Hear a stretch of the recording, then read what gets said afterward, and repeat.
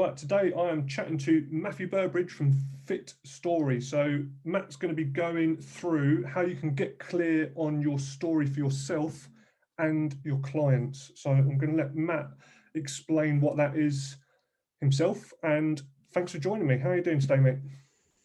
Yeah, buddy, I'm feeling really good. Thank you. It's good to catch up a moment ago because we've known each other for a period of time now, a good couple of years in the online space, I'm sure.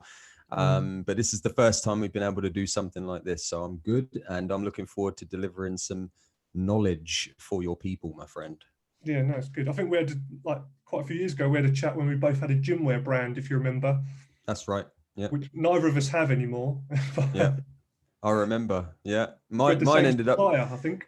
yeah, mine ended up because I got challenged by Supreme New York, you know, the big $1 billion clothing brand. Yeah, they basically sent me a cease and desist letter, basically saying, you know, this is a copyright infringement when it wasn't, and I was trademarked in the UK. I had an IPO, but anyway, I just couldn't challenge that. You know, I thought I'm going to waste a whole bunch of time. And as an entrepreneur, we've got to be good at making fast decisions. If we hold on to things, or we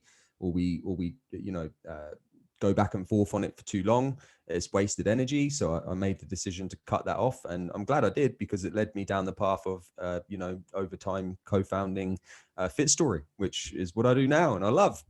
Perfect. And that is what we're going to be talking about today. So what is, in essence, FitStory, and how does it sort of come about? Yeah, so just to give you the short story version of it. So I've been in the online space for a good 4.5 years now, I would say, and I started off actually with the clothing and nutrition brand, supplement brand, and I started to online coach around that same time. But I found it really hard to get the brakes off. I found it really difficult, in fact. And so what I would do is I would copy and imitate what was working for other people. I thought maybe try that, because if this person's successful, then, you know, we hear people like Tony Robbins all the time talking about modeling success. So I gave that a shot, and didn't actually produce any great results. And I tried a bunch of different things. I watched more YouTube videos than you could even imagine, trying to really level up my knowledge and what I understood, and I really just struggled to build the online clients. I just really did. And at this time, it's important to mention that I had been holding back a story, my personal story, about my brother committing murder when I was 10 years old, and my life being just completely just thrown into turmoil. Having my last name changed, our location changed. I mean, my whole life changed massively after that event. And I'd been holding that story back for 18 years. And what I didn't realize was that when being on the online space, it's very important for us to be authentic and to share our story, to share who we are, right? Because if we don't share personal parts of our story and about who we are, people are going to find it really hard to connect with us. They're going to find it hard to actually relate to us and to understand us and really, like I said, to connect. And that's the most important thing, because we all hear this phrase, know, like, and trust in this industry. And how do we do that? How do we close the gap? How do we get somebody to know us, like us, and trust us? Best way to do this is for us to share vulnerably who we are, our story, personal parts of who we are. But that was something that I wasn't doing. And I wasn't doing it because I was riddled with guilt, and I was riddled with shame, and I felt terrible about what happened. And, you know, growing up and being labeled the boy whose brother murdered someone, I thought I was a worthless piece of shit, and that I didn't deserve to have success, and I didn't deserve to have anything good, because why would I? My brother killed someone, so why do I deserve this? And that was really the narrative that I spun. And it held me back from a lot of opportunities and a lot of growth. And it specifically held me back in the online space. So there I was showing up, and I was creating content, and I was doing all these stuff. I was posting all these arm workouts and posting ab workouts and doing all that general stuff, posting what I was eating, nothing, crickets, right? The odd person would comment, but it was crickets. And at the time, I actually was kind of good friends with a guy who now has a multi-7-figure business called the Coaching Masters. His name's Lewis Raymond Taylor. He's a great guy. And we were kind of good friends at the time. And I started to watch him share his story, right?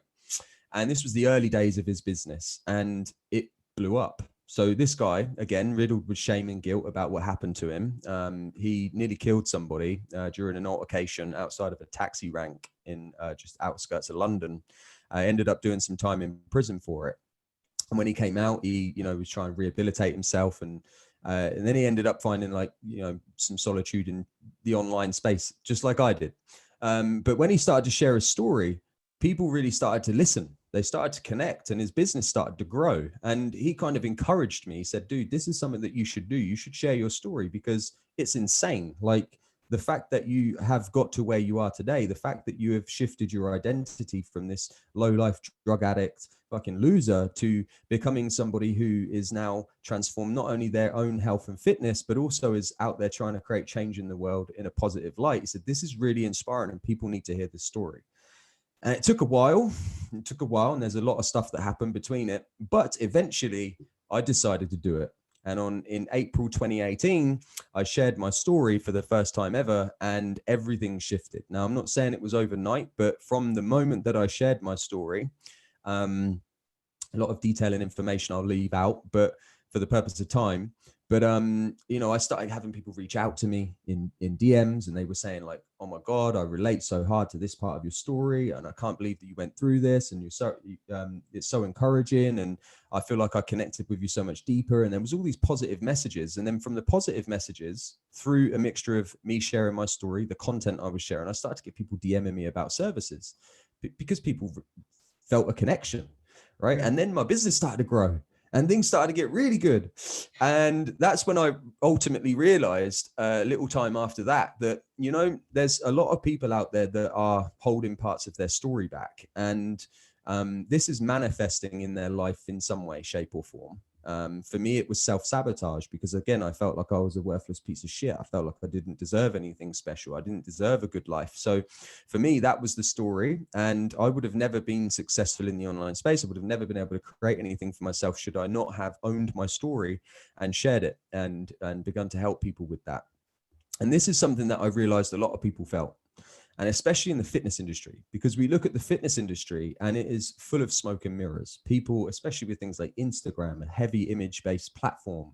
And, there was guys sharing pictures of their bodies, and these women sharing pictures of their bodies. And it's all very superficial, and no one was really sharing their story or deep parts of their story.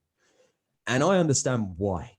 As someone who's been there, I know how it feels to feel like you are afraid that if you tell this part of your story, people are going to judge you. They're going to call you names. They're going to do this. I understand. I've been there. I walked in those shoes. So I really do understand. And that was a problem that I wanted to solve. So again, I'm going to miss out some details for the sake of time, but a good friend of mine who became my co-founder in the business, Perry Power, who went on to be a best-selling author for this book, Breaking the Silence, which was about his sexual abuse story. He was abused for over a year by his granddad when he was 10 years old.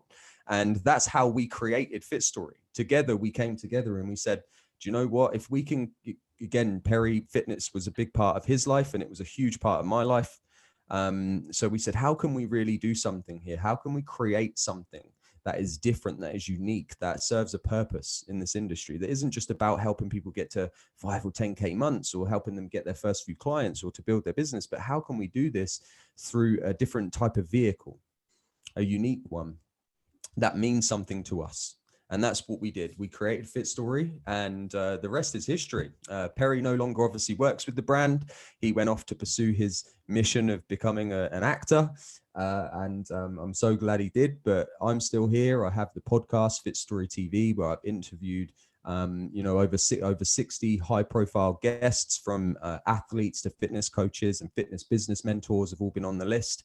And I'm continuing to do that today. And I get to do things like this, which is truly a gift, because I'm able to come and share just not only my story, but also why it's important for you to share yours, why your story matters, because it really does.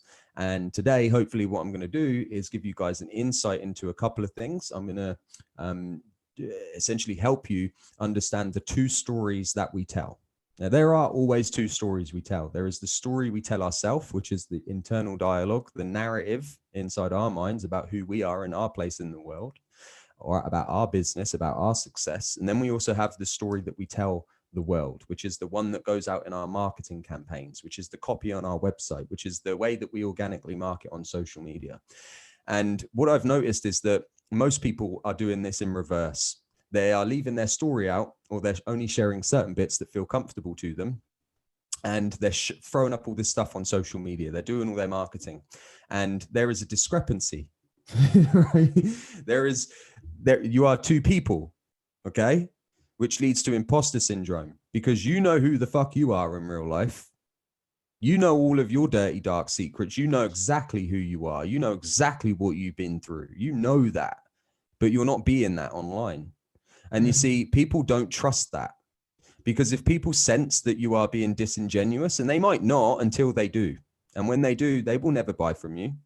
So isn't it better to just own your story, to share your mess, to create your message, and do it through your voice in the way that you want, that feels authentic to you? So your marketing is authentic, so that the people that you connect with are people that you truly want to be connected with, that the people you repel are the right people to repel, rather than just continue to throw out content and be someone different online who you know that you're not in real life. And I think that that is really, really important problem to solve. I've worked with, 75 plus clients over the past couple of years.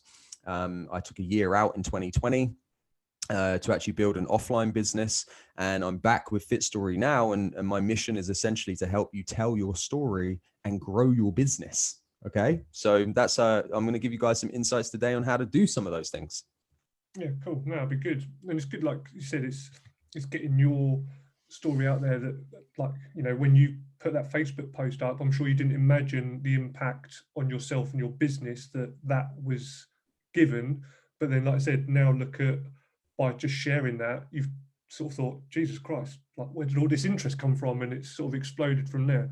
So it's interesting that, like, that's such a powerful tool, isn't it? And like you said, I think especially on social media, a lot of people hide behind their insecurities. Like, even, as I said before I hit record, I had my haircut this morning, and the barber was telling me that this massive sort of bodybuilding guy was in the shop the other day, and he sort of seemed like quite arrogant and stuff like that. And as he was sort of saying this story about this guy, I immediately thought the guy was insecure, like the bodybuilding guy. And then he said that this really overweight guy walked past, and the bodybuilding guy turned around and go, "Oh, look at that fat git." And it's like, and the barber said, "Oh, you know, I thought that was really horrible. You shouldn't have said that." I said, "I guarantee you that guy probably looked like that. And that's why he's got such a sort of, do you know what I mean?" And he said, "Oh yeah, but on his Instagram, he's always putting like his meals, he's got his six pack out, he's doing this, that, the other." I said, "That's because, like you said, that's what he wants the world to see. He's not showing his true reflection of the internal struggles that he's probably going through on his own social media. So he wants people to look at him like, 'Oh my God, you're amazing,' because that sort of like strokes the ego, doesn't it? But then deep down, he's probably thinking, 'Oh God, that overweight guy, that's how I used to look, and I feel really sorry for him.' But he's like almost lashing out, as probably because that's part of his story that he hides. So he's sort of saying, 'Oh, look at that fat git.' It's like, it's funny how the sort of, like you said, people reflect like the stuff they don't want to see, and then come across, and you see it all the time on social media, don't you? Like fat shaming, and, you know, people, even, you know, if you or I put up a post that someone didn't agree with, someone's going to put something negative. But is it our problem or is it their problem? Yeah. And I find that the big thing with people sharing their story online is like, that's what actually people do want to see and read. They do want to hear your struggles. They do want to hear you be, you know, they do want to see you be vulnerable. That's actually what they do want to see. That's what they need to see. They don't need to see another meal plan. They don't need to see another workout. Fuck me. If they need another one of those, I have no hope for them, because the internet is completely riddled with workout plans and free programs. I mean, look, if you think that that is what people need, then you need to, you slightly deluded maybe in your own thinking, because people actually want to connect. They want to build relationships. They want to relate. They want to feel like they are not the only person going through what they're going through. And if you've been through something, like you have been overweight and then you got into six-pack shape, fucking share the journey. Tell people about it. No one's going to sit there and go, "Oh my God, like I won't work with you now because I know that you were overweight." They'll be inspired. They'll be encouraged to click your call to action, because they'll be like, "Jesus Christ, this fucking guy has been through all that and looks that way and is still facing challenges today. Like, we've got to really accept that our story is, the most fundamental part of our marketing, and start actually leading with it. Because when we lead with content about meals or workout programs, you are just in a sea of other online trainers and fitness professionals that are all doing the same thing. And then you wonder why it's so hard for you to generate leads and to build relationships in the online space. It's because there's already a bunch of people doing those things. So really, how do you set yourself apart? You set yourself apart with a message that's crafted for your audience, of course, but also your message is going to come from your story. Right? So stop looking, outside of your story for these answers. You have to go inward now, and we have to look at your story. We have to look at what that looked like for you, and then start sharing this authentically with your audience. And that is when you're going to see not just a shift in, of course, how many leads you generate and how many sales you might close. Those things are just bonuses, but you're going to notice a shift in yourself and how you're showing up. And that, to me, was the biggest thing. It was freedom. It was liberation. It was stuff that I can't even put it into words, like how I felt when I clicked that publish button. I was fucking terrified. I thought that everything was going to crumble again. I thought people were going to come to our house again. I thought people were going to put 2 and 2 together and find us. Or that's all that happened when I was younger. After the event happened, we literally drove out of our home. 2 weeks, we were locked in our homes like prisoners, with panic buttons downstairs in the kitchen and one upstairs in my mum's bedroom, literally for 2 fucking weeks, until they could find us temporary accommodation. And that was what I thought was going to happen again. So I thought, if I share this, oh my God. And I was saying to Lewis at the time, I was like, bro, you don't understand. I can't share this. It's different to your story. Okay. My brother murdered somebody, man. And those people are still out there somewhere. That his family, the people that they know who, like, the only reason they don't know who we are is because of my name change and the location change. But if they put 2 and 2 together, if they could figure out, what if they come to the door? So when I pressed that publish button, I was shaking. I was so scared. I did not know what was going to happen. And I didn't get any hate. I mean, there was the odd person here and there that left a bit of a strange comment, just odd. And I just kind of overlooked it.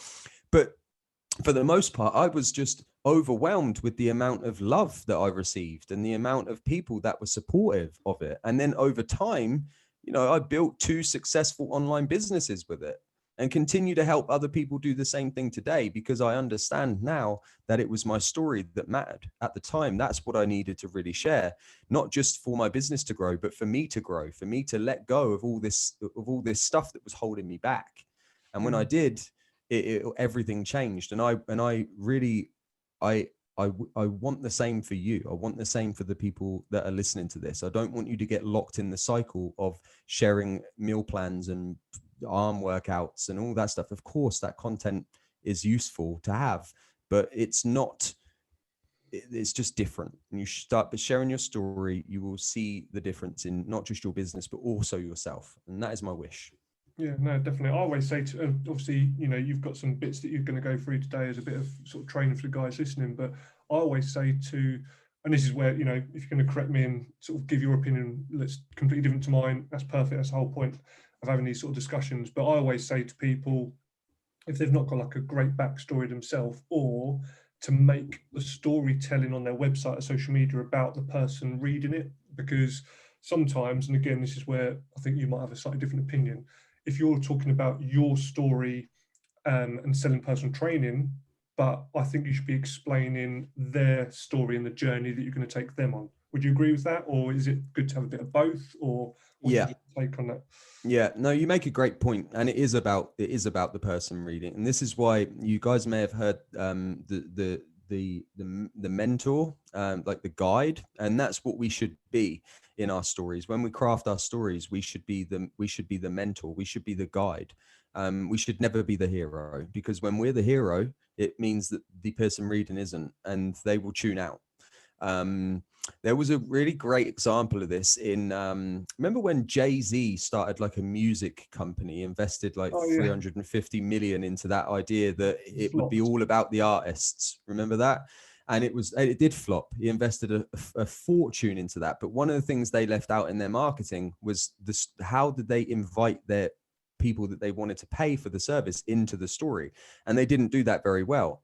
So all the artists came across as the hero, and Jay-Z came across as the hero because he created this platform which is like, get the artists paid for their music and blah blah blah, and it just flopped. That's because they did not invite the people that they wanted as customers into a story for themselves. They didn't give them permission to step into the story. They came across as the hero. So it is very important when we're crafting our story, that we have, that yes, we do share parts of our life vulnerably from our lens and personal parts of our story. But when there's a difference between doing that and then sharing stories that invite the reader into the story to become the hero of the story. And that stuff is, again, it will come over time as you develop your storytelling skills, because storytelling really is a skill set like anything else. It isn't something that you can just learn overnight. You really have to invest hours upon hours understanding storytelling in order to be able to be an effective communicator and tell the story effectively. So today what I'm going to do is I've got a couple of different templates, I've got a couple of different frameworks, and that's going to make that job easier, of course, for many people, because you'll have something to go off. You'll have like a reference point. So I'm hoping that that's going to help you guys out for sure. Yeah, no, 100%. And with that said, let's get into it. My favorite part of the day. So I will share my screen. Right. This one here. Cool. Okay. So can you see my screen here? Or no, I did, and then it's just gone off. All right, let me do that again. Okay, here we go. Can you see that now? Yep, got it. Can you see that? Yep. Cool. So as I mentioned earlier on, okay, there are two stories that we tell. Now, before I get moving on this, if you're watching right now, get yourself a pen, get yourself some paper, start taking some notes, but also free yourself from any distractions. I'm sure you already have, but just as a reminder, free yourself of any distractions. Make sure that you are dialed in for what I'm about to tell you. And if you implement this stuff, you will notice some big shifts in your business over the next couple of weeks. So the first thing that we're going to cover is the two stories we tell. Like I said earlier, the first one is the internal narrative. It's what we think about ourselves, what we think about our service, what place we find ourselves in the world. And this is the internal dialogue that we all wake up with and have to deal with every day, or have to create every day. And then we also have, which by the way, is the biggest contributing factor to why most people are fucking failing really badly. It's not because you need a different system. It's not because there's some special silver bullet that you need to fire in order to be successful. It's because there is an overriding narrative that is keeping you the version of yourself that you are today, which is the version that you don't want to be, right? Because we are constantly trying to expand and we're just constantly trying to grow and stretch our identity and become someone different. We're trying to become an aspirational version of ourselves, right? But the narrative inside our mind, if we're not careful, is going to keep us where we're at, right? Because that's easy. I've been doing what I've been doing. You've been doing what you've been doing. Hey, you're comfortable at 1K a month. Hey, don't do that. Don't go to 3K, because 3K, there's more responsibility, it's more challenges. So you don't want to do that. So your subconscious is the motherboard of everything. And I want you to write that down. The subconscious mind is the motherboard of everything, okay? So if we can begin to rewrite that narrative, and it is a narrative of abundance and success and prosperity and joy and love and happiness, peace and all this good stuff, then what do you think our life's going to be like? Of course, it's going to change. We're going to start to become more abundant. We're going to have more prosperity. We're going to begin to build better relationships, to generate more clients, to make more money, and to do all those things. But you can't expect to make more money, get more clients, and do all those things if your narrative is setting you up to fail every day. Okay. So the first thing that we're going to cover is the story we tell ourselves. And then the second story that we tell is the one we tell the world, which is your marketing campaigns. It's the words you use in your branding. It's how you come across on social media, etc. Okay. So with that said, I'm going to get into this first part, which is the declaration. Now, You'll notice it's the word in here says challenge, but ignore that. So although you can take this on board as a challenge, by all means. So the first stage of this is to create a powerful abundance declaration. Carl, do you have an abundance declaration for yourself, or like a success statement for your life and your business? I'm curious. Yeah, I've got sort of a bit of a mission statement for me and my sort of how I want to run my business, and it's about sort of showing up every day and serving my community. So yeah, I'll correct myself in a minute when you go through yours. I'll go, actually, I haven't got one of those, but at the moment, I'll say, yes, I've got one, but let me read awesome. on. So an abundance declaration, like what is it? And an abundance declaration is a declaration of abundance. Obviously, it says a declaration of us saying, I am, not I try, but I am. So I am successful, not I'm trying to be successful. That would be an abundance statement or a declaration to abundance. Does that make sense? Yeah. So why? Because right now you are telling yourself a story, aren't you? Every one of us is. We're either telling ourselves a story of abundance or we're telling ourselves a story of scarcity. One of those two. Most of us are set up in scarcity. It's not your fault. All right. It's not your fault at all. Much of this is conditioning and programming that's taken place over the time since you could ever conceptualize the world, from being a child all the way through growing up as a teenager. Essentially your story dating back as far as you can remember. And most of us are set up to fail. Most of us are set up, our internal dialogue is set up to make us fail. Okay. It's scarcity driven. So we're constantly saying things like, I can't get clients, right? Or why is it so easy for others, but it's so hard for me? Or I don't know how to market myself, or I'm not qualified enough, or why would anyone pay that much? All these things that you might crop up, and you might be able to identify some of those that you've said to yourself, right? Because we all have that. We sit there, we go, oh, what? I can't get clients, or why is it so hard? And it's all scarcity language. It's all scarcity based, lack, deprivation, redundant thoughts. Okay. And that is the shit that we want to get rid of. And we want to start injecting a story of abundance and success and prosperity. Okay. So you must remember that your subconscious mind is the motherboard of everything. Like I said, I want you guys to write that down because that will serve you. Okay. So you may not even realize that you're telling yourself this negatively driven story at all. And that is and can be what is actually holding you back from enrolling more clients into your fitness business every month. Okay. Like I said, it's not, do you really think that you were in lack of content? Well, I can go to YouTube right now. And if I put the work in, I can learn how to play the piano. I could learn how to play the guitar. I'm not musically gifted at all, but if I wanted to learn those things bad enough, in the same way that you might want to get new clients, you don't need more information. You need to tell yourself a different story. Okay. Let's think about the opposite end of the spectrum from scarcity, lack, and desperation. Let's think of the opposite end of the spectrum to these things here, these words, these phrases, this language we use. Let's think about an abundantly driven story, right? A story where you tell yourself that you are, and excuse my French, but a badass motherfucking coach, okay? You are a marketing pro. You can enroll clients with ease into your fitness business to the point where, do you know what? You may need to even turn clients away because you can't catch up with the applications and sales calls that are flooding in, okay? Now, which of these two stories do you think will get the best result? If you were to reaffirm one of these two stories to yourself every day and focus on those thoughts every day. So which one do you think would be best for you?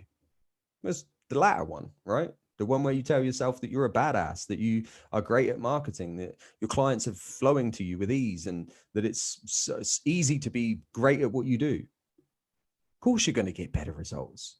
Your actions are going to adjust to the language and the words that you choose and the thoughts that you have, and you're going to produce better results. Okay. And again, this isn't just me that says this stuff. Okay. People like Tony Robbins, Brene Brown, Earl Nightingale, the list is endless. All these guys, Dale Carnegie, all these guys, they all said, Napoleon Hill, every single one of them have said, Conor McGregor. It all starts with this, what we tell ourselves, right? They didn't need anything else external. They just needed to rewrite the story. So in this exercise, what we're going to do is we're going to do two things. And the first thing that's going to happen, should you do this and you take your time on this, is you're going to uncover any limiting beliefs that you have that are holding you back. And what I might do is we could potentially do this a little bit of a live interactive thing, Carl, if you're up for it. Because I think that would serve a really great purpose. So then the second thing is we're going to give you a clear direction on how to move forward with overflowing abundance in your business, okay? Which is exactly what I want for you. I want you to feel abundant. I want you to have all the success, all right? And how we're going to do this is we're going to break this down into 4 key pillars, okay? The first pillar is health. The second pillar is wealth. The third is relationships. And the fourth is happiness, all right? So happiness, fulfillment, health and fitness, wealth and riches, and relationships. And relationships kind of encompass what it needs to. So here's what I want you guys to do. I want you to sit and I want you to just relax yourself. I want you to relax yourself. I want you to relax your body. I want you to take a couple breaths. Then I want you to shut your eyes. Okay. Once you've done that, I want you to then imagine. Okay. And I know a lot of people can't do that very well either, because that's a skill. Same as visualization. They're all skills. Okay. But if you can imagine, if you can open up your imagination for just a few moments, suspend your belief for 3 or 4 minutes. And I want you to, with your eyes shut, just imagine yourself as your favorite and most influential person. Okay. This could be your future self, or the aspirational identity that you have, if you know what that is and if you're anchored into that. But if you're not and you don't know who that is, it might be someone famous that you know of. It might be The Rock, or it might be, it might be one of the names I mentioned earlier, Conor McGregor or something like that. I don't know who it is for you. It's either an aspirational identity, the future version of yourself, and you can anchor into that, or you can anchor into the identity of someone like The Rock, right? And I want you to, with your eyes shut, just imagine a day as that person, right? And I want you to get anchored into their thoughts, into their feelings, into their decision-making process. And I want you to enjoy your day as them. I want you to actually answer these questions from that perspective, okay? So once you've shut your eyes, you've really anchored into this influential person, you're enjoying your day as them. You're getting up as them. You're slipping the slippers on as them. You're walking out the house as them. You're stepping in the car, a beautiful car, whatever one it is that they have. You're going to the gym as them. You're doing all the things that you do, but as this person, okay? And I want you to think about what I'm about to ask you. Given these 4 pillars, I want you to think about what thoughts do you want to eliminate, okay, to remove, to get rid of in regards to your health and your fitness? What thoughts do you want to eliminate in regards to your wealth and your riches, the money that's in your account? What thoughts do you want to remove and get rid of around the relationships that you have, not just the relationship with other people, but of course the one with yourself? And what thoughts do you want to eliminate around your happiness and your fulfillment? And I want you to just start writing them down. Now, Carl, does anything pop to mind for you for health and wealth, or relationships and happiness?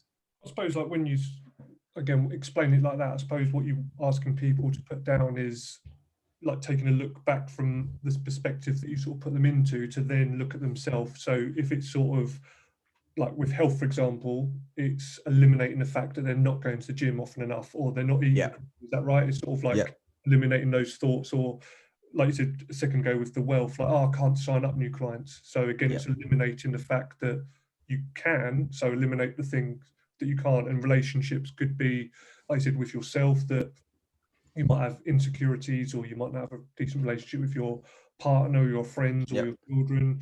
And then again, the happiness is, especially over lockdown, everyone's been sitting on their backside watching Netflix, bored out of their head. But I suppose eliminating the fact that, well, I can't call my mates, or I can't go for a walk, or I suppose is that what you're sort of trying to ask people to do? 100%. Yeah.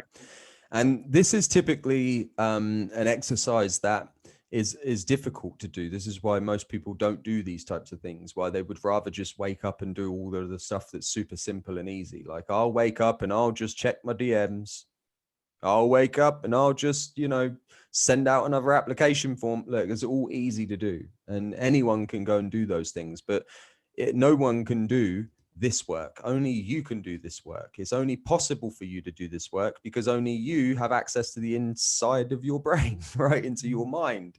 So, and this is, I've had people, clients, etc., go through this and, stuff about their health and fitness. And they've written things down like, that they're not a morning person, that they struggle with getting up in the morning, or that they snack too much in the evenings.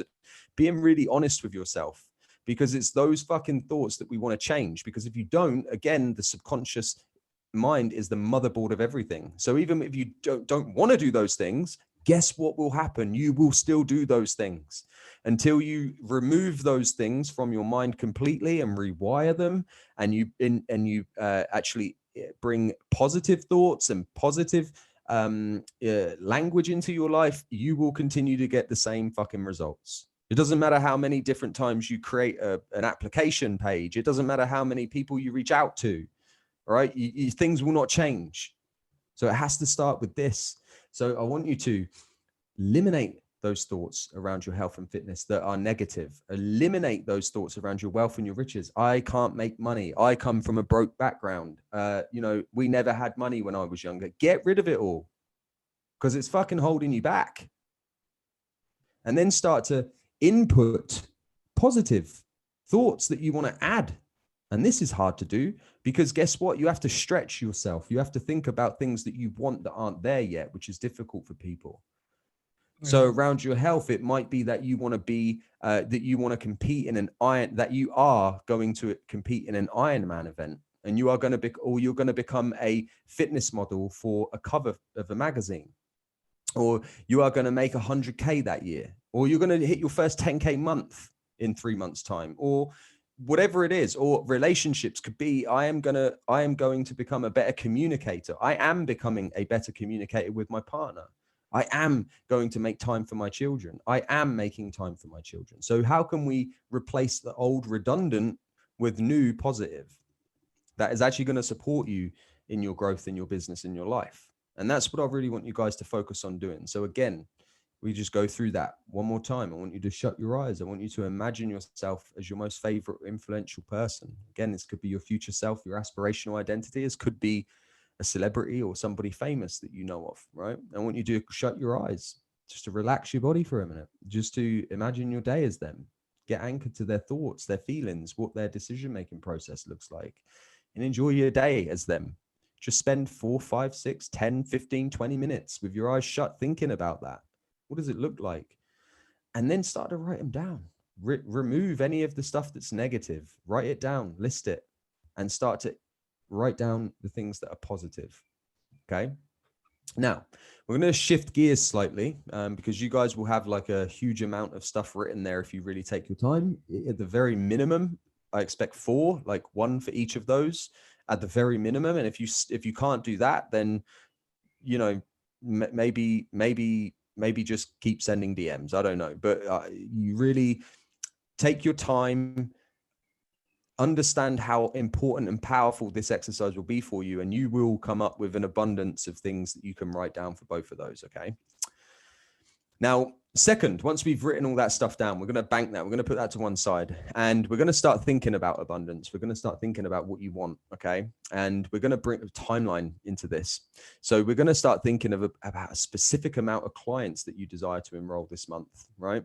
So we're just, I think, what are we coming up to the beginning of May at the time of this recording? So give yourself a specific amount of time, 90 days, 30 days, 60 days, whatever it looks like. And I want you to create a declaration of how many clients you desire to enroll this month. I want you to add a time frame to that so that there is, again, urgency to take action and urgency to fulfill on your statement. And I want you to explain it in specific detail as well, how your methodology is actually going to help these people. Because something that I often see is people will say, oh, I want to get 10K months. Well, you're focused heavily on the money and you're not focused on service. And that's what you need to be focused on. You don't need 10 clients at 1,000 in order to be to make a 10K month. What you need is 1 or 2 clients who are, you know, paying you a smaller amount or even the same amount or more. It doesn't really matter, but you need a few that you fulfill really fucking well. And when you fulfill those people really well, you actually serve them and they actually get results, they will bring you 2 or 3 testimonials and 2 or 3 referrals, and you will be able to grow a sustainable business off a very small amount of clients. Okay. But when you focus on the money and you're like, oh, it needs to be this amount of money this month, you're just dropping the ball. So let's try and, again, it's good to have that idea of how many clients you'd like to sign up or a specific number of money that you'd like to make, but how is your methodology going to actually help them? Think about that. So I want you guys to fill in the blanks. So I am going to sign up. You notice that language. I'm not trying to sign up. Right? I am going to sign up X amount of clients by this date. Okay. So this could be 3 clients by the 30th of May. Right? The clients that enroll into my program are going to benefit by, and then you list how they're going to benefit from having this service, right? You list 2 or 3 or 4 things. How is this going to help them change their life? And I want you to write that down. This doesn't have to be a long paragraph. It's a short paragraph is fine. But once you have that statement and it feels right and you are anchored into it, that becomes something that I want you to focus on as often as you possibly can. Okay. And you could do this every month if you wanted to, so that you're actually anchored into a specific detailed statement about who you're going to help, how you're going to help them, and what money you're going to make, as opposed to waking up and being intuitive and just being like, oh, fucking hell, I might send some DMs again. I might refresh my application page again because something might have changed from 5 minutes ago. Never know. Right? I've been there. I know how it feels. Okay.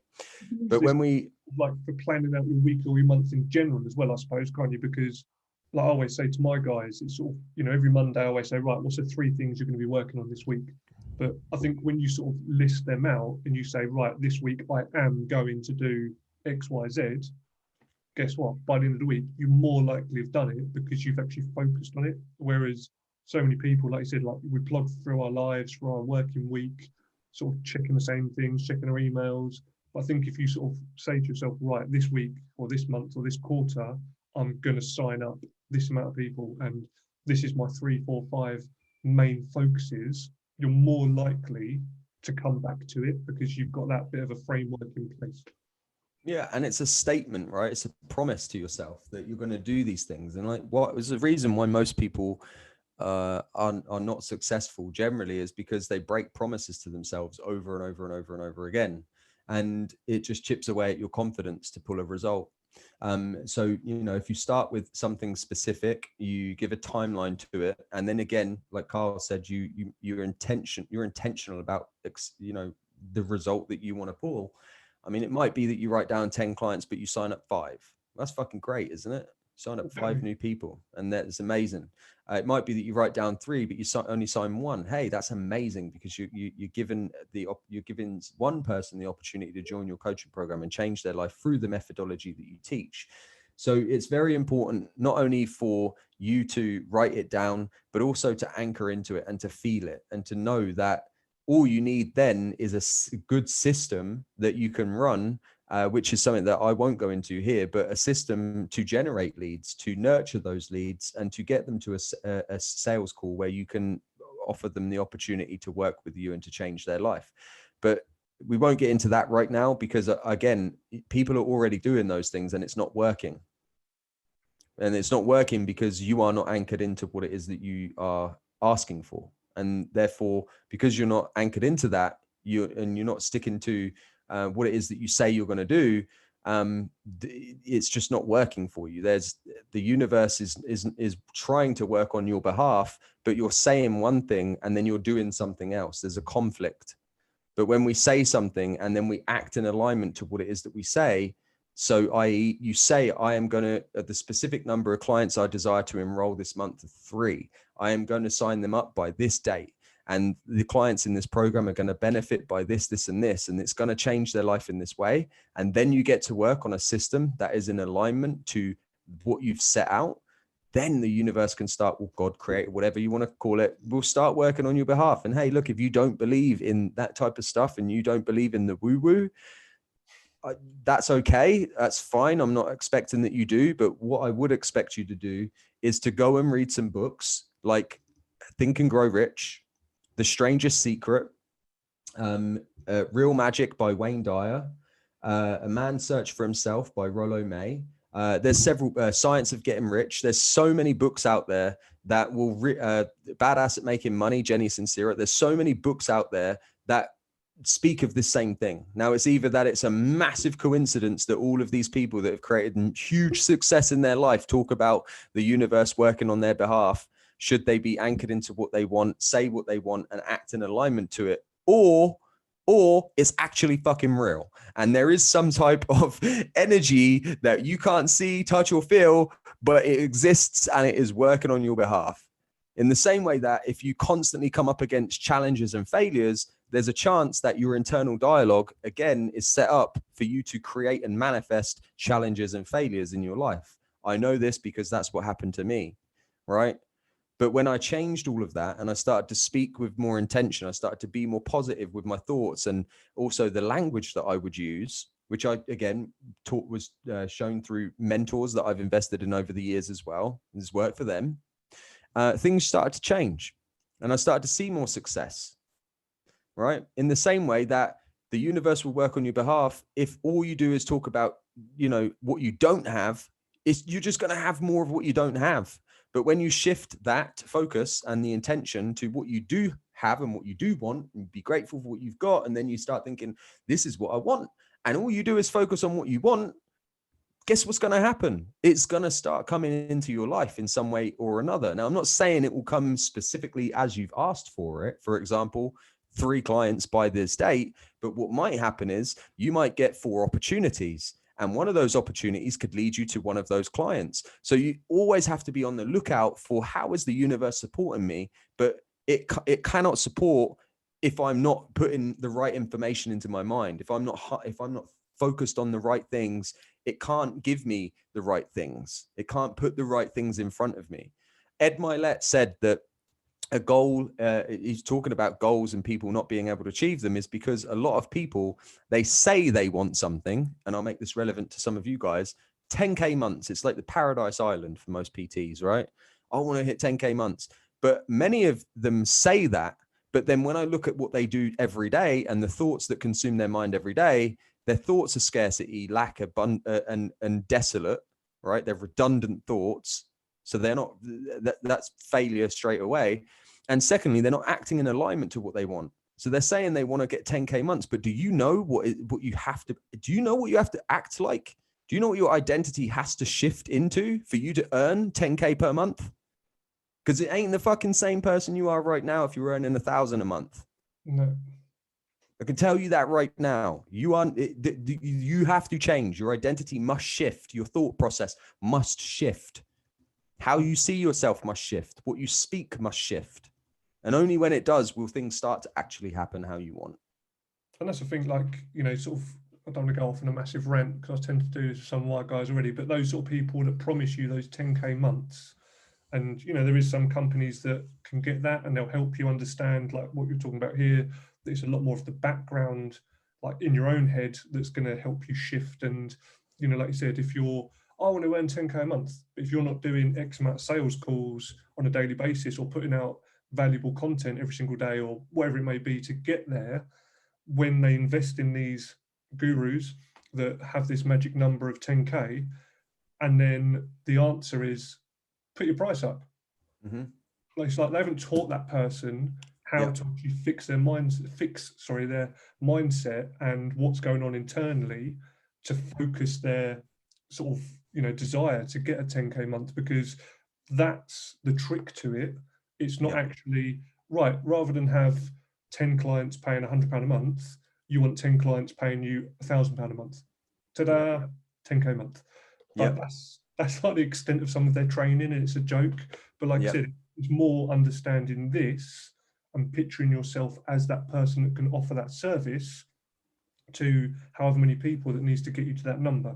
And it's just so frustrating, isn't it, when you hear these people. And but anyway, I don't want to digress and start a rant about Mate, that. it's a really great point. So it's something that I'm just giving you guys, again, this is like a couple frameworks, a couple things that I can show you on this, but something that I do with my clients is called the money message. And we dive deep into money mindset. And it's one of the first things that you will do with me if you work with me will be money mindset. We will get you into a position whereby your thoughts are so fucking abundant and your language is just so on point that everything shifts for you. And I know I've left a lot of gray space there. You're like, how does it shift? What shifts, etc. And I guess you'd learn that should you come and work with me or speak to one of my clients. But it's the first thing that we do. We dive into your money story. We dive into the money message. What message are you speaking about money every day? And most of you are rejecting money. You might not even realize that you are, but the reason why you're unsuccessful in selling clients isn't because there isn't enough people that want to pay money, because I know there's several people that are making 100K or $1 million a month out of online fitness coaching. So it's not that there's not people out there that will pay the money. You are probably on some level rejecting the money coming into your life. And again, if we start with that, if we start with the money mindset, then it opens up your capacity to earn more money.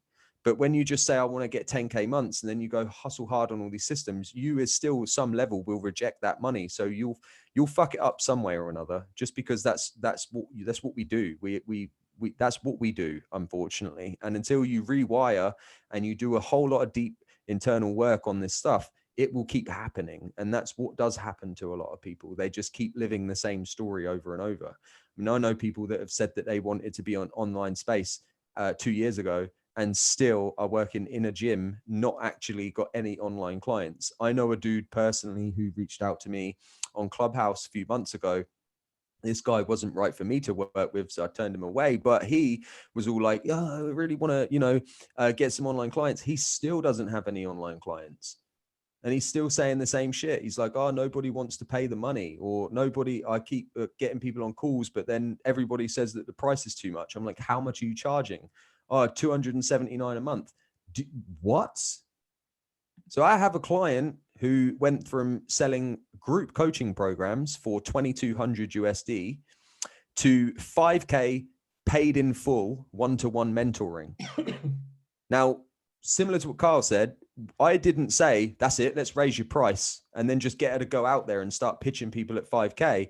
I said, hey, what we'll do is we're going to raise your prices up. But in order for you to do that, here's what else we need to focus on. And then we went deep into her story. And then we went deep into her money message and how she spoke about money and how she thought about money and what money has done for her in her life so far and the beliefs that she has around money. And we dove into all of that first. And lo and behold, she starts getting 5K paid in full one-to-one clients. Could you imagine for 1 minute what your life would look like if you had a client pay you in full for 5,000 USD, or that's about £4,000? Better. Shit will change. And also, you're not going to be in this like scarcity state anymore. You're not going to be like, oh my God, I need to get more clients through the front door because I haven't got enough money. As soon as I get clients, I run out of money by the end of the month. And then a client drops off and then I'm fucked again. Well, you can shift all of that. You really can shift all of that. So I know we kind of went off there, but it's so important, this stuff that we're talking about. And it really, if you listen to it and you implement some of this stuff, your business will change. You will change. Your life will change. So going back to the statement, right? All this stuff super important. When again, I'll send off the document and you guys can gain access to that. But here we're actually going to write out an abundance declaration in full. Okay, so we're going to take what you've written in these four or hopefully more parts here, and we're going to focus on the thoughts that you want to add. Okay. Because obviously we've only told the thoughts that we don't want to get rid of to gain awareness around them so that we can say goodbye to them. Okay, that's it. But once you've done that and you've identified all these scarcity, lack, desolate, redundant thoughts about your money, mindset, health, happiness, fitness, all of that, you can then put that to bed. Okay, because that's the last, this hopefully will be the last time that you even speak of or think of any of those ridiculous, redundant and bullshit thoughts. So what we're going to do is we're going to focus on what you wrote here, okay, in what you wanted to add, your aspirational identity that you wanted to create, okay? And we're going to write out a full abundance declaration. It's super easy to do. You're going to start, but the opening line with, I am ready to open up to abundance on all levels of my life, okay? And then you start to talk about it. Now, again, I say it's easy, but easy is not always simple. What tends to happen when people do this stuff is they still, because, and this is prime example of how we're set up with scarcity thoughts, about 95% of the people that have done this, and they've run it past me afterwards, including clients and people that have taken the 3-day story selling challenge, when they think they're being abundant and they've written their statement out, and then they come to me or they post it in the FitStory community, which is the Facebook group, and then I read it and I'm like, see, this is the problem. These people are writing out what they think is an abundance declaration, and they are still using scarcity thought. They're still using scarcity language. The language they're using in an abundance declaration still points towards them somehow being in a scarcity mindset. And that's the problem, because you're used to it, because it's so second nature for you to live that way. You can't change it overnight. And it has to be something that you're conscious of. And you have to actually go, wow. Give you an example. A client, again, same client actually, that now sells and hustles 5K online training packages. When she first wrote her abundance declaration down, there was some stuff in there about her battling. She used the word battle. She thought it was in a positive light, but the fact that you are merely using the word like, I battle anything, I am, whatever, it was negative in its tone. And therefore I removed about 60% of her abundance declaration. And I said, take that back and I want you to rewrite it again. So she went back, she looked at what thoughts she wanted to add, she continued to refine it, and eventually she came up with an abundance declaration that she now has saved to her desktop, to her mobile. She speaks this before sales calls. She speaks it out loud before she does podcast interviews. She speaks it out loud sometimes in the morning. She speaks it out loud sometimes when she's feeling down. If her energy shifts and she's feeling a low frequency, she'll speak out her abundance declaration, and it always does the job of resetting her. And she is able to then attack the day, attack the business in a fucking positive way with positive intentions. And obviously she then creates positive outcomes in her business. So it isn't woo woo. Like I said, all of the great people talk about this stuff. So it's either a coincidence or it's real and it actually works. Okay. So I want you to go with the latter. All right. Once you've done this, you're going to notice in yourself that there's some feelings that pop up as you're doing this exercise. You're going to feel a bit sticky, icky. You might even, this is something that comes up typically when people write their abundance declaration. I say, how did that feel? And they say, to be honest, it didn't feel like I wrote it. It feels really alien to me. And I'm like, there's another exact measure of how important this training is. Because if what your statement is feels weird to you and sticky, a bit icky, and it's just, it doesn't seem right, it doesn't seem like you've writ it, this is good, okay? Because you didn't write it. Your aspirational identity wrote it. The future version of you wrote it. The one that is successful, the one that does get 10K months, the one that does have a nice car, the one that does spend time with family over business, the one that does do this stuff, okay? So it's good if it feels sticky, icky. And for that reason, the last thing to do once you've written an abundance declaration is to write down like all the feelings that came up as you did it. Okay. And it's just going to be powerful for you to reflect on that, because it will serve the purpose of showing you that actually the reason why I feel funny is because this isn't me. The person that wrote this isn't me, and I want it to be me, and I am becoming this person. Okay. So I hope that helps. That's the first little part that I wanted to cover. Carl, do you want to share some dialogue about this bit before we move on to the next part of it, or? In what way? Sorry. Just any thoughts that crop up for you at all that might be helpful for us to kind of talk about. And I think it's important, and like the sort of thing you touched on there, I suppose when you're coming up with that statement, it's almost shifting it from, I think when people initially write this, correct me if I'm wrong, like that you've sort of seen in the past, I think they might sort of say, from now I'm not going to do this. Do you know what I mean? I think they're sort of like almost gonna put that negative of like, I'm not doing this, I'm gonna change this, rather than, like you said, towards the beginning, it's like, I am going to focus on this, or I am going to do this. I think people might still put those, I don't want to do this anymore, or I feel I should do this instead. I think that still can be slightly negative, can't it? So I think Absolutely. they've got Yep. to go in and say, I am going to do this, I am going Yep. to do this, I am going to do that. And I think it's Yep. sort of, like I said, it might take a few times to write it out and Yep. understand, like, that there is still some wording in there that might sort of be from a different mindset. So I think it's sort of understanding that, rewriting it out.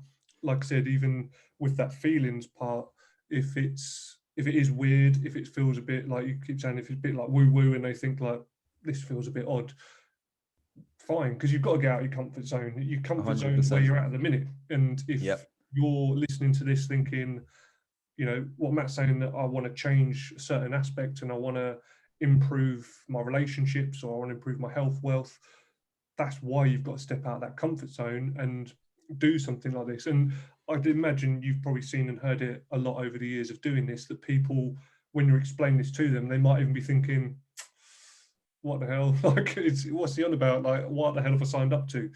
But again, that's like your own internal, like, oh, I've Yep. seen this before and I've read a book on it and it didn't really work Yep. for me. So you can't look at these sort of tasks like that. You've got to No. think, look, you know, I'm going to give it all I can. I'm going to change my mindset. I'm going to change whatever. I'm going to strip out this and put this in place. Then, if you're still adamant that it's not worked long term, at least you flipping tried to change something. Do you know what I mean? But I think when anyone sort of faces, And the funny thing about that is it will work. That's just the point. Like Carl was saying, like that's your internal dialogue trying to keep you where you're at. So like you might do it for a week and then go, oh, see that doesn't work, and then you'll stop. But that's not what you should be doing. You should be persevering and you should be pushing forward, and you should be getting even more uncomfortable with the idea of doing it until it becomes comfortable, and you're doing something different and you become someone different. Because when you become someone different and you're doing things that are different, you're going to get different results. But the whole time you continue to cycle around and around in fucking circles, being the version of who you are now, speaking out what you want, but then acting in complete conflict, to it, you're never going to really get where you want to go. And just to add to this, if you guys haven't seen or read The Stranger's Secret by Earl Nightingale, it's a phenomenal video. It's actually, you can get the book too. I send that out to all of my clients in a care package. But he says this, and I will leave you with this as we go on to the next part. And I might butcher it slightly, but the same thing will come across. So he says that we have to, let's take the farmer's land, right? So there's a big plot of land that a farmer has, and we're going to liken the farmer's land to the human mind, okay? Because like the farmer's land, the human mind doesn't care what you plant in it. Agreed? So if you plant daffodils in the field, it's going to give you daffodils. If you plant GMOs, it's going to give you GMOs. If you plant, potatoes, it's going to give you potatoes. Okay. In the same way that if you plant a negative thought, it's going to give you a negative outcome. If you plant something that is negative in any way, then it's only going to give you back that. So let's say we start planting good shit into our mind. Let's say we make a habit out of being positive with our thoughts and our intentions. Let's say that becomes the new standard for who we are. And it doesn't always happen overnight. So you might start this process and you might start doing it for a week or two, and then you might go, oh, fucking hell, it feels a bit silly still. That is the old version of you trying to pull you back. It's trying to get you by the legs, and it's trying to say, hey, stop doing that. Come back here. Okay. Come back here, because this is where you belong. But that's not where you belong. Okay. It's not where any of us belong. None of us belong in scarcity, lack, or desperation. Okay. We all deserve success and fulfillment and happiness and love and prosperity and joy and abundance. That should be the standard for everybody. Okay. So again, like the farmer's land, the human mind does not care what you plant in it. So you may as well plant good shit in. Okay. Because then you're going to start seeing a return. I think this is very, very important to cover. And like I said, this is the real reason why people don't get what they want in their fitness business. Like, you may think that you need another system or another strategy. Well, I could literally tell you right now, within 3 minutes, something that you could do to go and generate a client. I'm not going to, because, hey, you can find the information anyway online, but literally I could give you that information. There's a chance that you would go away and do it, and there's a high chance you won't get a client. It's not because of the system. Let's look at this another way. Same business program. Okay. You say, let's take someone in the fitness industry, someone who's been a guest on my podcast. Let's look at B Mark Fit. Okay. Good friend of mine, B Mark Fit. He has a phenomenal program. His program is amazing. Okay. Amazing. Incredible. Okay. There's not a part of his program that doesn't work. Yet some people go into his program and it doesn't work. Why? Why? It's the same information, the same content, they get the same support. So what's going on? Okay. They ain't set up. They don't feel like they're ready. They're not worthy, whatever it is. And that is all rewireable, if that's even a word. Okay. You can rewire all of that shit. So the sooner that you do it, the sooner you take action, the sooner you will start to see more possibilities, more outcomes, more possibilities, more opportunities, and more outcomes for you and your business. Okay. So I highly recommend that you do get this locked in, and then, write your abundance declaration out, save it as your screensaver, slap it on your whiteboard, put sticky notes around your house, whatever you need to do in order for it to be seen every day. And then I would challenge you guys to make sure that you read it out loud a couple of times and get that sticky, icky feeling out of it, right? Because it does feel weird to start with, because again, you're speaking from a version of you in 6 months' time, and it's not you. And then, of course, before things like podcast interviews, before you do, trainings, before you jump on coaching calls, before you do sales calls, like, speak into what you want. Okay. Like Carl said earlier, it's really, really important. Some people will write, I don't want to. Well, what you're actually saying there is it's a pink elephant. Okay. I don't want to is you just take the word don't out of it, and you say, I want to. See, so stop saying, I don't want to, or I can't, because these are just going to continue to repress your results. Okay, cool.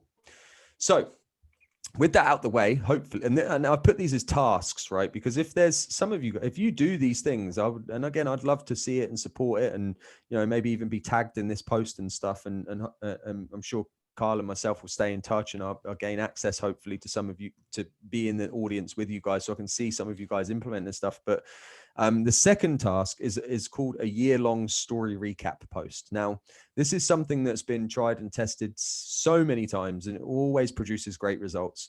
Every client of mine that has gone through this process, they've received insane engagement on their social media. Some of them have booked calls. People have sold clients off the back end of it.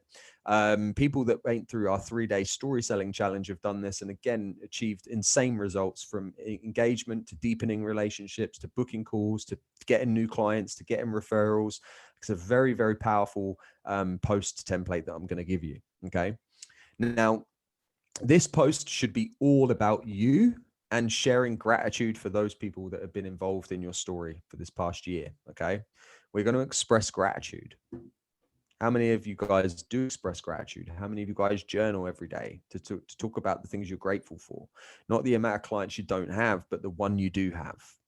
How many of you guys are really fucking servant and really do love that one client, and you're really grateful for that one client, instead of just constantly trying to find another 3 or 4 clients? Okay. So gratitude is very powerful as well. It's something that, people talk about gratitude, and they say that they practice it, but how many people truly practice gratitude? How many people can really say that they do that? Okay. So this gratitude post is a way of you showing that, right? And you're going to do this publicly, not just in your journal, but publicly. So what we're going to do is I'm going to give you guys 4 quick kind of tips, essentially, for how to create a powerful recap post for your social media. Okay. The first one is to let your emotions flow. Now, when you're writing about your story and things that you've been through that year, or over that past, 6 months, 12 months, There's no doubt that you've experienced some challenges. You've no doubt come up against some Goliaths. You've no doubt experienced some setbacks. Okay. And that might make you feel a certain way, and that's okay, because emotions are your friend and you want to lean into that. Okay. Don't run away from the emotions when you're writing content. Lean further into it, because then when you post it, it's going to come across very, very energetic and powerful. Okay. But when we run away from the emotions, we leave all that out because it's hard for us to go into it. You lose a lot of substance in the post itself. Second one is to open up and share with vulnerability. Okay. If you guys, again, you may have heard the word vulnerability, but how many people practice it? How many people are really being vulnerable with their audience and themselves? Brene Brown's great book as well that you can go get, and I would highly recommend reading. I think it's called Embrace Vulnerability. It's a great book. The third thing is you're going to dial in on details. You're going to get specific and clear on things that actually did happen, or the story that you're going to tell about this in this recap post. And then the fourth one, which is really important, hence why I have actually made this bold, is make sure there's a clear contrast between who you were at the beginning of the year and who you are now. Okay. And when we express gratitude for the people that we are talking about in this post and we tag them, that you can see how your identity shifted from this, or your situation shifted from this to this. And it's very clear for people to see that. Okay. Which is the contrast we want to create. So I do have some example posts, which I will show you. But the first thing that you're going to do is you're going to post a picture of you 1 year ago, if you can find one, and post a picture of you now. Okay. That's going to create some contrast visually for people that are reading the post. The second is you're going to use this following template. Okay. Like I said, I won't give you all the content. I'm not going to go into that, but I will give you a template. So using this will definitely help you craft out the body of text that you're going to use. Okay. So at the start of the post here, it says, I was just looking at this photo on the left from 1 year ago or 6 months ago. You could do a 6-month recap if you wanted. A lot's happened, especially in 2020. So oh, yes. Could be 6 months. So I'm looking at this photo on the left from 1 year ago, and I feel completely blessed and overwhelmed with gratitude to be where I am today. Okay. It's a great headline. It will kick things off, and it will also be easy for you to flow from there. Okay. Because you know that you're looking at this photo of you that you might have on your laptop or your phone or whatever. And you're thinking about, what's happened this year? Who am I grateful for? What am I grateful for? And this can be really, really powerful as well. So some of the top things that you're going to do in this as you write the main body of text is you're going to note where you were, how you felt, and what life was like for you 1 year ago, or 6 months, whatever date is, whatever time period you choose.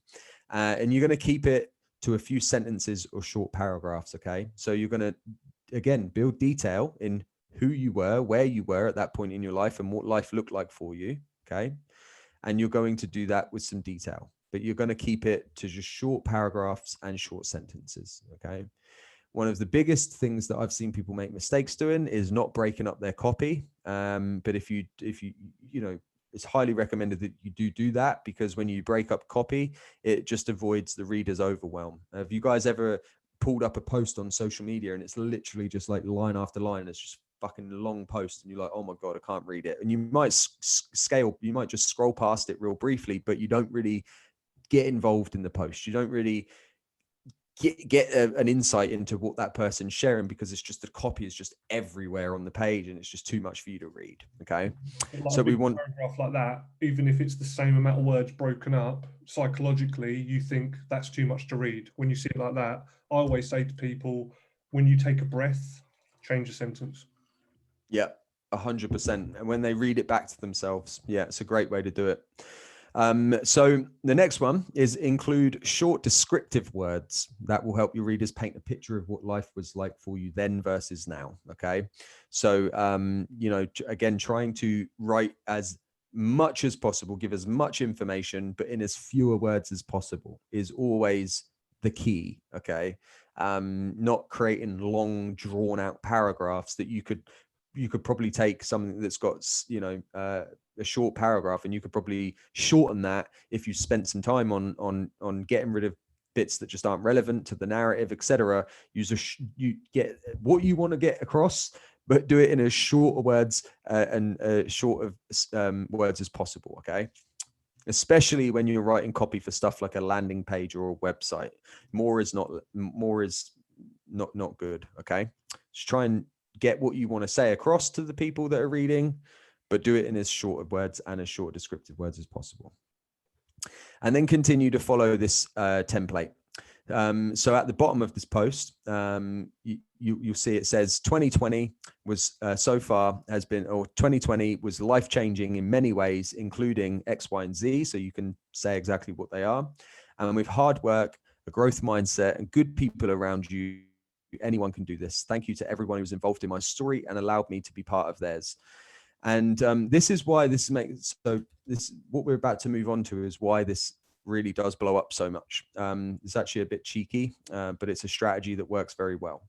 So when you're actually posting it, so there's obviously going to be space between this line here, which is the headline, and this line, which is the closing line. This gap is what I would refer to as a story gap. So for example, how can I describe a story gap? Just trying to think of a movie that I watched recently. So Death Race, you know, that one with Jason Statham in it. So at the beginning of the movie, he's like a construction worker, and that's how it opens. And then he goes home and somebody kills his wife, right? And then there's a story gap, right? Because what happens next? He's just come home from work. His wife's been fucking killed. What happens next? And what happens next is he then gets sentenced to prison because they frame him, right? Another story gap happens, and now I'm interested to know what happens now he's in prison. So this information that you're going to write down is the story gap, and this is what you want to include: the information about who you were, how you felt, what life was like for you, and how does that contrast between who you were then and who you are now? How has your life shifted? Okay, does that make sense how I've explained that, by the way, Carl? Yeah, I think so. Like I said, I'm listening to a couple of books at the moment about sort of storytelling and stuff like that, which obviously led me to sort of get you on to do this. And I think if I've not seen that film, I'm not sure if that was a straight to DVD. It's a great movie. Really? It's a good movie, yeah. Okay. It's like most of his movies and most of the stuff he's in is pure fucking cheese, but it's fun to watch regardless. Ever since, what was he in? Was it Snatch? Yep. I think that's the only good Jason Statham film I've ever seen. Great movie. If you think this one's good, I'll let you. It's worth a go, mate. And what's the other one? Expendables. He's in that as well, wasn't he? It's brilliant. Your movie taste is getting worse. Terrible movies, but they're just absolute cheese. I was going to use Star Wars as an example because I'd like to think most people have seen Star Wars. Yep. Again, with the story gap, if you think to the original Star Wars movies where like Luke Skywalker's working on a farm, like the first part of the story is that he wants to go and like fly spaceships and stuff like that, and he's not allowed to. That's like the first story, isn't it? Like I said, so the story gap is about telling the story of his background and that he's not allowed to leave the farm, etc. Then the next bit is that he meets Obi-Wan Kenobi, so that's another little story. So it's like creating those little stories of each part of the overall story. Is that what you're trying to say with this? So there's a gap, right? If I said I was looking at this photo from a year ago on the left, and I was completely overwhelmed and blessed to be where I am today, and then I just stopped, you'd be like, well, what happened next? Yeah, can't do that to me. Like, what you've opened up a gap here for more information, more story, but you're not telling me. So, you know, this is why I said between this closing line that you're going to create here and this opening line on the post, all of this information that you write about who you were, how you felt, what life was like, that becomes the story gap, right? You fill it in for them. You explain, this is who I was a year ago. Try and make this relevant for some people in the fitness space. So a year ago, I was working at a gym before COVID. And then all of a sudden I get a call from my manager, and my manager tells me that the gym's going to have to shut. Now that creates a story gap. Now I want to know, like, what happens next? The manager called, he told you the gym shut, you were a PT, you're fucked, aren't you? No?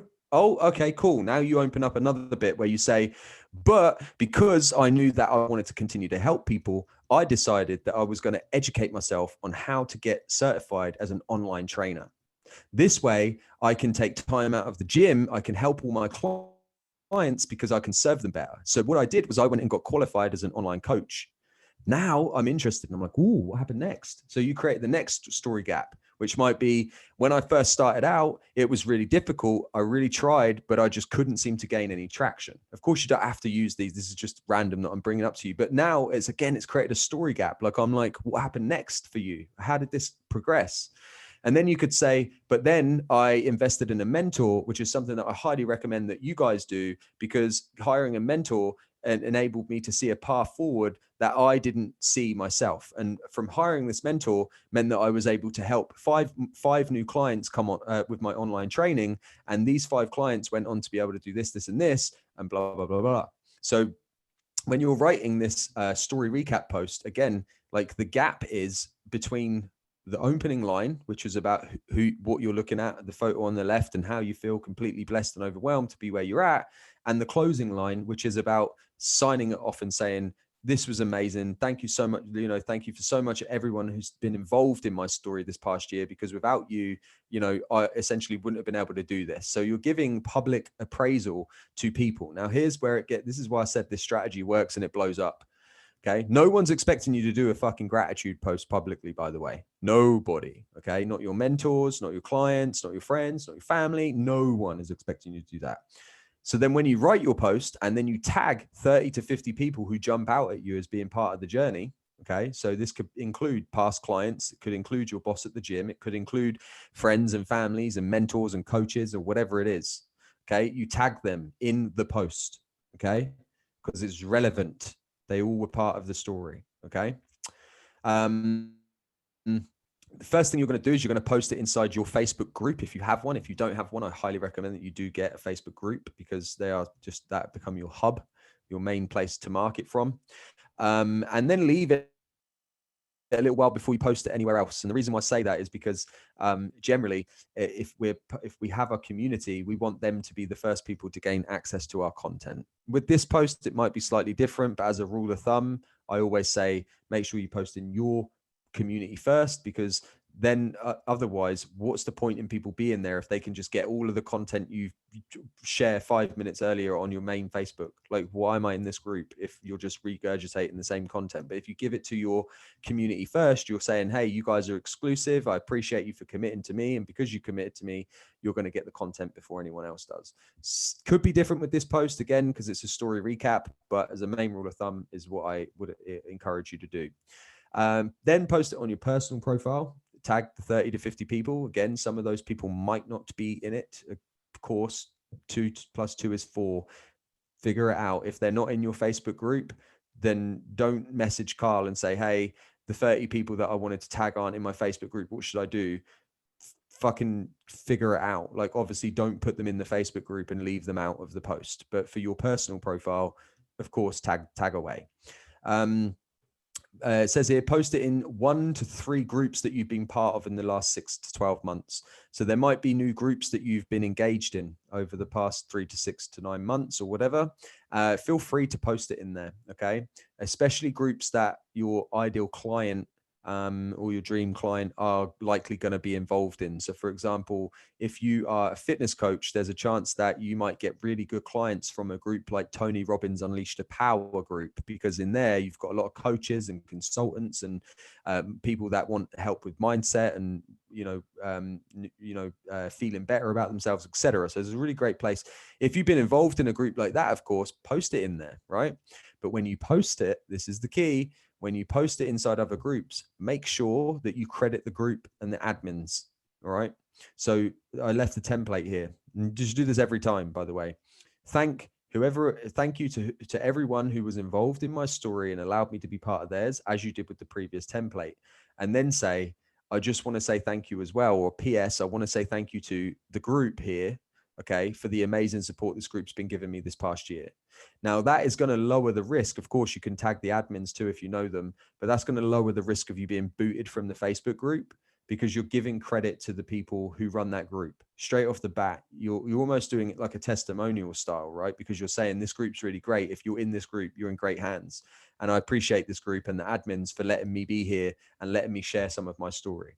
So it doesn't come across weird like you're trying to get a client from a group. It comes across like you're giving them kind of like a pat on the back for creating such a great environment where you can do things like that. Okay. For anyone that comments and that you may have on your leads list, again, if you don't have a leads list, I'm sure Carl will sort you out here, but you should know generally who is in your leads list. You should have a number of people really at any given time that you could reach out to. And they comment on it. Look, reach out to them and just be like, hey, I appreciate you for engaging on my post. I really appreciate you, right? Start the dialogue. Ask them, what they're grateful for. How did their year go? What did they find gratitude in? What was it about the post that they found that intrigued them? Like whatever it is, like start a conversation based off the back of it. Don't waste it. So I want to show you guys a couple of testimonies, a couple of posts here that were done by previous clients and things. This should actually work, hopefully. Let's see. Yeah, loading up. Yeah. Okay. Oh, One thing I'd add to that, whether you agree or disagree, if you're going to do that sort of post, especially in groups, don't mention your actual business, because I see all the time. No. People try and do this sort of thing, and they're like, oh, sort of tell a bit of a story, and then they ruin it right at the end by, oh, come and like my page. It's like, don't do that. Going to be kicked out of the group straight away, especially in my group, for example. I hate self-promotion, even the ones that come in with the false, like, oh, what do people think about this? And then it's like, ta-da, come and follow me. It's like, no, don't do that. 100%. Yeah. So avoid doing that. So here's somebody that took part in our 3-day story selling challenge, Jasenia, and she did this post. She was really skeptical about it at start. She was like, oh, I like the idea of it, but blah, blah, blah, blah, blah. Again, that was her old identity trying to pull her back and trying to get her to do things that were trying to say to her, don't do those things, because that's not what you do. What you do is you check your DMs, you send out an application, you do all this easy stuff, right? You don't do the hard stuff. But she decided to persevere, and she kind of she blew it up. So she started with a slightly different line to what we suggested, which is a crazy year. What can happen? I was just looking at this photo on the left from a year ago, and I feel completely overcome with gratitude about where I am today. This picture was taken in Lancaster, PA, US about a year ago. It's funny how you get good at masking what we're really feeling and going through. I've been home a few months and was really going through what I would call maybe a mental breakdown or burnout. Whatever it was, it didn't feel good. I was let go from my job that was super demanding, coaching about 200 PTs to create their online business. I was in a relationship that was causing mental and emotional drain mutually. I was extremely spent, low energy, no drive. Waking up seemed like a chore. Working out felt like a marathon race up a hill. I felt like a major failure and super alone. I didn't want to think about or do anything that required energy. Actually, all I really was doing was journaling, drinking a lot, and watching tons of movies. But as crazy as it sounds, I wouldn't change anything. I had to get to that point to show me what I didn't want and what I did want in certain areas of my life, the person I wanted to be, the relationships I wanted to have, the impacts I wanted to make, the money and experiences. 2019 has been life-changing in many ways, lots of reflecting. You see, shit happens for us. You just have to figure out the lesson. I'm grateful for the lessons, the people, experiences, and had this past year. And then she basically thanked them. So some of you know who you are, and some of you may not, but you'll be creeping on you. So thank you. I think the biggest lesson of all is that all while it might not feel like it, I am in the driver's seat. My life, happiness, and passions are my responsibility. When you shift your beliefs and thoughts, amazing things start to happen.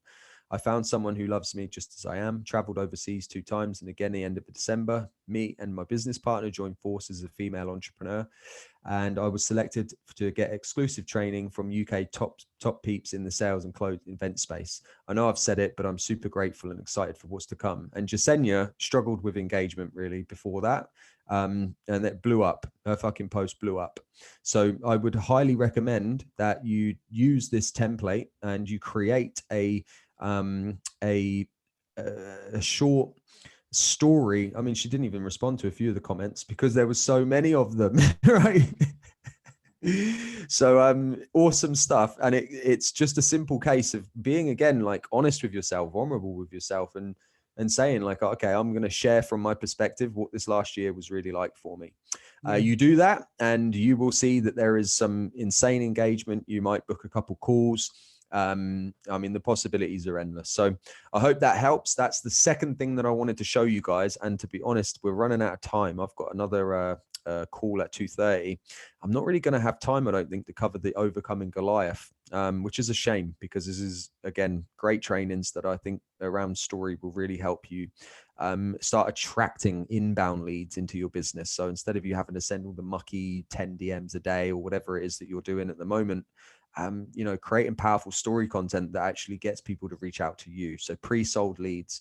We might not have time to do that, but I'm sure if me and Carl connect, it's if anyone wants to hear part 2, I'll happily get you on again if you know, if you can spare the time, because I think it's, you know, what we've gone over already is, you know, a lot for people to take in, and there's stuff there that they can go away and work on and get some great results already. So I think people will be excited for a second part. So if you're good, let's get it booked in at some point.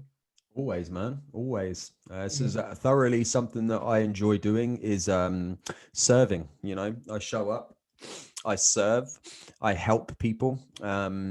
Of course, people do pay me a handsome fee for doing that. But where I can, I come in and do things like guest mastermind trainings.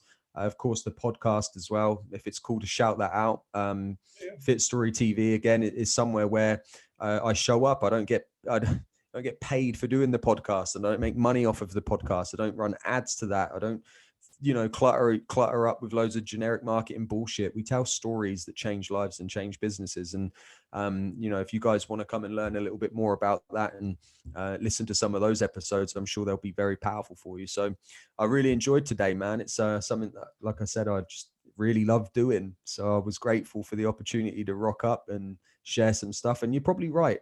Shared a lot of information there. And if they implement just one of those two things, I would love to hear the feedback and what happens. So connect with me on social media, official_Burbs on Instagram, or FitStory TV on Instagram.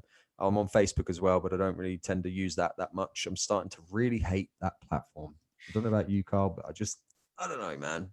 Yeah, I don't know. I think, like, for the groups, you know, like the groups that I've got on there, and like how I connect with my mentoring students, my personal training course students, and obviously in my Facebook group, I think it's a great platform. But yeah, you do get a lot of people on there spouting some absolute rubbish, which you don't see on some. I think Twitter's always like for arguments. If you want an argument to have a laugh, you go on Twitter. If you want to see some pointless stuff and like random opinions on rubbish, you go on Facebook.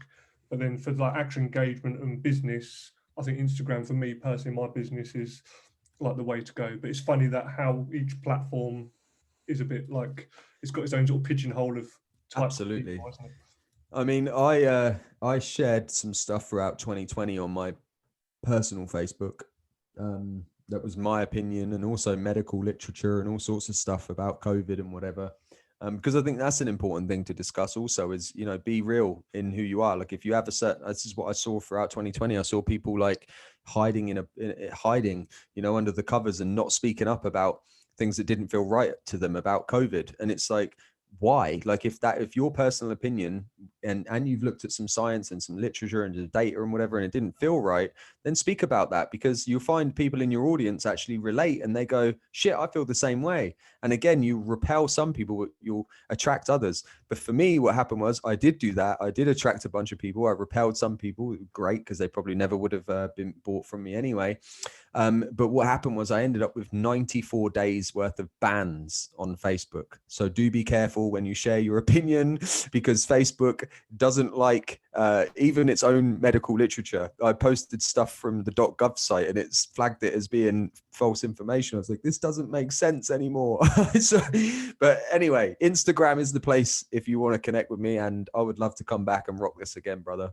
Yeah, no, definitely. We'll definitely do a part 2 if you're up for it. Because I think even, you know, what you've sort of covered there, and like, I love the way that she done that post, like the way that she's written it, and something you said earlier about sort of getting, when you're sort of typing your story out, I always say to people, you should type it all out in one big go, then go back and edit it, because you start trying to change sentences to make them sound a little bit more sexy as you go, you're going to lose that flow. So I think, get it all out and then go back. And even like, there's one line there that stuck out to me. It was like trying to run up I can't bloody remember what she said now, but it's like the running up a hill, like marathon up a hill, or whatever she said. But things like that, as well as the story itself, tiny little things, because running uphill was going to get you out of breath. Difficult. Yep. It's sort of touching on the emotions and the play on words, Yep. not put in, oh, this was a real struggle.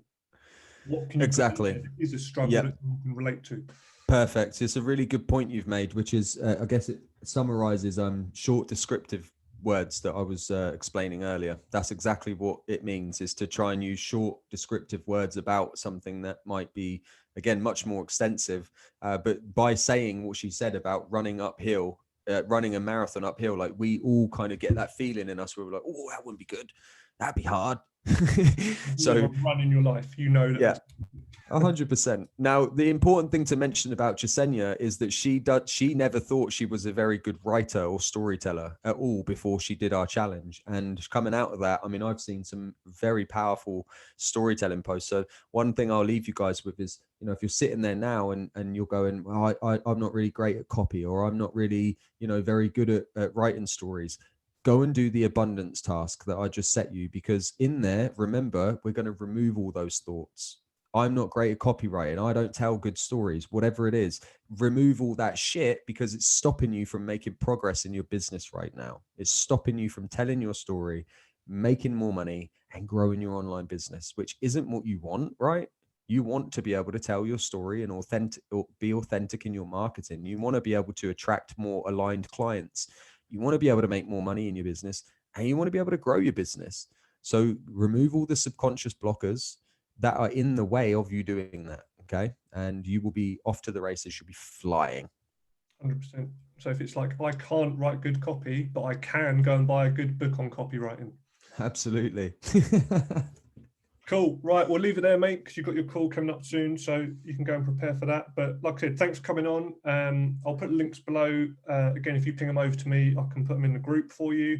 So if anyone wants to connect and check out a bit more about what you do, they just click the link below. But again, cheers to that, mate. All good. Good to see you, my friend. We'll catch up soon. Peace, everybody. Definitely. Cheers, mate. Bye.